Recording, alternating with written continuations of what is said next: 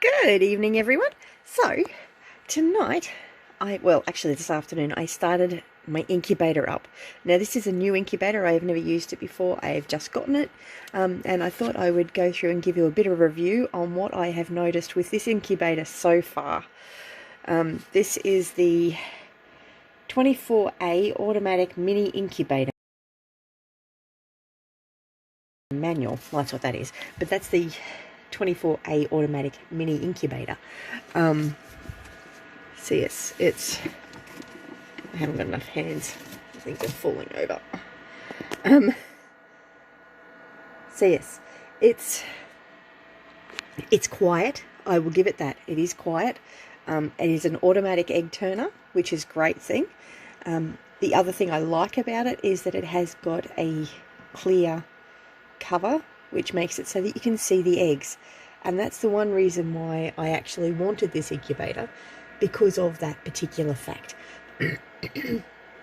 It's also got an easy spot where you can add the water in, so that is also another good thing. The other thing that I really like is that it shows you the temperature. At the moment it's a little bit low, but that's okay. It does actually, the manual has got some really good information in it, which I was really pleased with. The other really good thing about this is it shows you the humidity level as well as the temperature level, and it also has a day counter type countdown, which I find very helpful because I sometimes forget. I've just got so many other things going on. But the manual has got some great information in it. Now, it actually comes with the temperature preset to 38. And in this little manual, it says that they recommend changing that to 37 degrees, 37.6 degrees, and gives you instructions on how to do that. And why. So it goes through all that, and it shows you how to candle and all that sort of stuff. So it's the manual I got with it is absolutely fantastic. I'm really pleased with it. It goes into all sorts of interesting information in a nice, readable and easy to understand way. All sorts of different things. But what I don't like about this is I've been hatching eggs for over 4 years now. I'll leave a link up there to the first lot of eggs that I hatched. And one thing I know with hatching eggs is it's a messy business. So at day 19 or 18, so basically the last 3 days of hatch. So it takes 21 days to hatch eggs. So they need to stay in the incubator for 21 days. And at day 18, you put them into lockdown. So you do not open it up. And you put extra water in there so the humidity's higher. That makes it easier for the chicks to hatch. Now, when the eggs hatch, it's a bit of a gooey mess. You end up with feathers everywhere.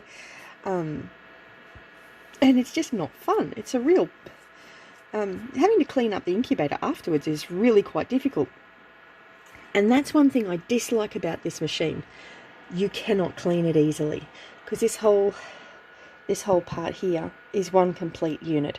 In all the other incubators I've had, there's been a top part and a bottom part. And I'll go through some of the other incubators I've had later in the video. And what I like and dislike about them.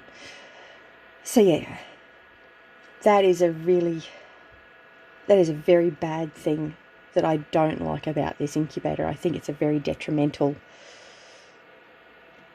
aspect of it. And there's a lot of wires and there's a lot of elements in there. There's fans, there's all sorts of things that are not going to want to get wet. So that is a really, really not a great thing.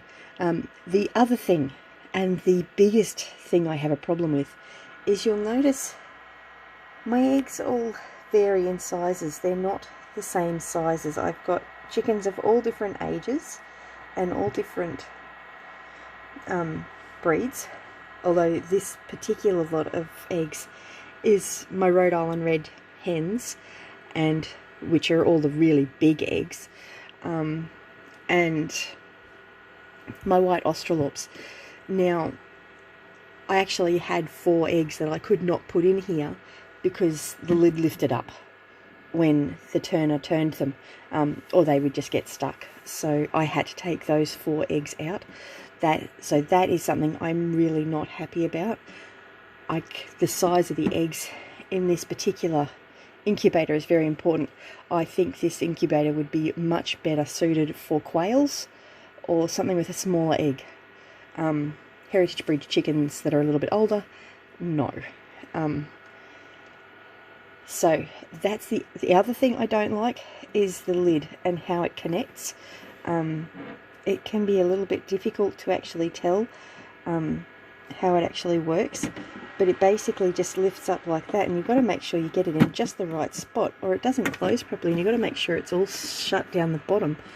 And with the larger eggs in there, if I hadn't actually checked it, this would have actually been open and it would have wrecked the entire batch of eggs, so I wouldn't have gotten any chicks hatching. So that's some elements of this incubator I do not like.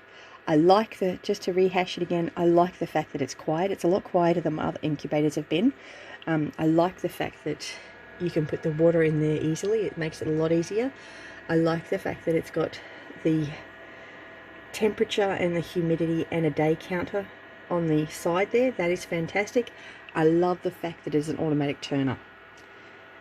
I love the fact that it's got clear cover. I don't like that this bottom part is all one piece because that makes it difficult to clean. I don't like that it doesn't fit in the larger eggs, and I don't like this lid. The way it seals, in my opinion, is not efficient, and it's too easy to actually have a problem with it. But other than that, I'm going to give it a go, see how it goes. This one's only going to be doing 24 eggs. So yeah, it's not tragic, but that's the way things stand at the moment. That's this incubator. The other incubators I've had in the past, my first one was one that I had to manually turn, and I had to turn those eggs 3 or 4 times a day, and that was fine. I ended up hatching quite a lot of chickens out that way, but it was a lot of extra work, and it didn't have any measurement on it to tell you what the temperature was or what the humidity was, so you had to put a thermometer in there and just never had any idea what was happening with the humidity, and you had to track what day it was. And it didn't have, its cover was opaque, so it was hard to see the chicks, and you'll be able to see that in some of my other videos. The next incubator I had was fantastic. It dealt so well with varying sized eggs. It was just brilliant. It didn't have the turners like this. It just has little bars that roll the eggs along, and I was really happy with that one, and I still am. The only reason I'm not using it is because there's something going wrong with the fan and it's really noisy. So I'm probably going to look at actually getting a replacement one for that one. The other problem with that one is it doesn't measure humidity, and it doesn't have a counter on it. And its cover was opaque, so you can't see through it clearly. It's a bit of a bony colour. But again, I'll leave a picture of that one as well. The next incubator I had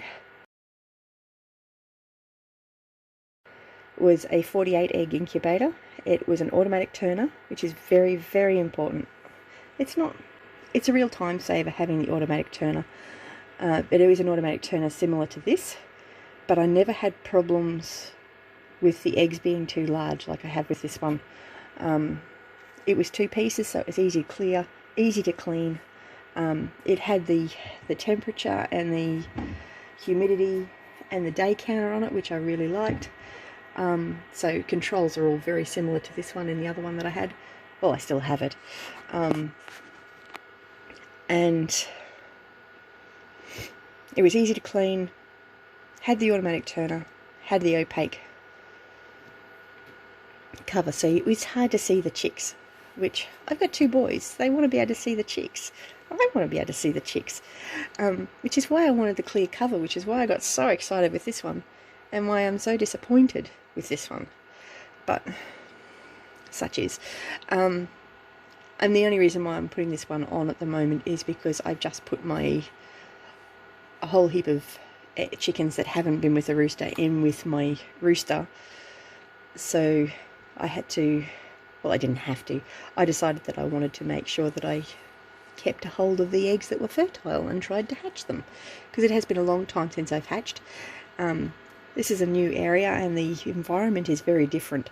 So I'm having a lot more challenges with maintaining the temperature in the incubator. So I will actually have to put this into the styrofoam packing that it came in, and it actually suggests that in the manual. So as I said, I'm really pleased with the manual. The manual has been done incredibly well. So really pleased with that manual.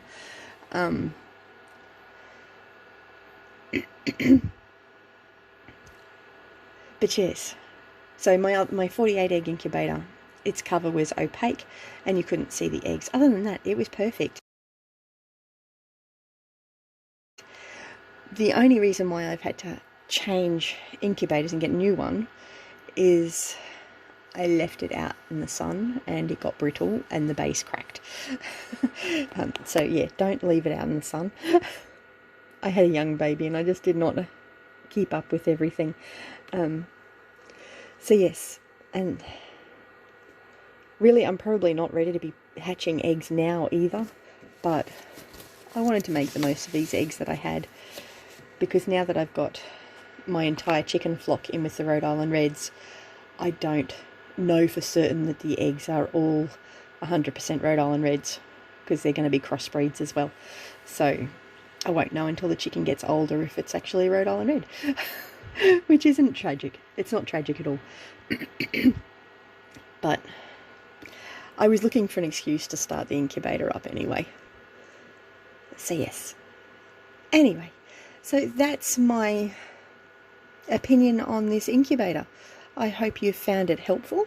And honestly, it may not be that complicated to clean it, but I know that bottom tray actually is held in with 4 screws. So, I mean, once I take those 4 screws out, I might find that the tray in the bottom comes up really easily and it's easy to clean.